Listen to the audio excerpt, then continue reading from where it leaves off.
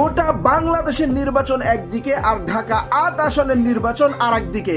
এই আসনে নির্বাচন করতে চেয়েছিল ওসমান হাদি এবং এই আসনেই রয়েছেন বিএনপির হেভিওয়েট প্রার্থী মির্জা আব্বাস এবং এই আসনেই মনোনয়ন পেয়েছেন জামাত জোটের এনসিপি নেতা নাসিরউদ্দিন পাটোয়ারি। প্রিয় দর্শক, ওসমান হাদির পরে এবার নাসিরউদ্দিন পাটোয়ারির উপরে হামলা হয়েছে, ডিম নিক্ষেপ করা হয়েছে এবং তার অনেক কর্মীকে আহত করা হয়েছে। কি রয়েছে এই আসনের মধ্যে, কেনই বা বারবার এই আসনের প্রার্থীদের উপরে হামলা করা হয় এবং কেনই বা এই আসনে বিএনপির প্রার্থী ছাড়া অন্যান্য প্রার্থীরা নির্যাতিত হয়? আমরা দেখেছি এই আসনে ওসমান হাদির উপরে ময়লা পানি নিক্ষেপ করা হয়েছিল এবং পচা ডিম ছুঁড়ে মারা হয়েছিল।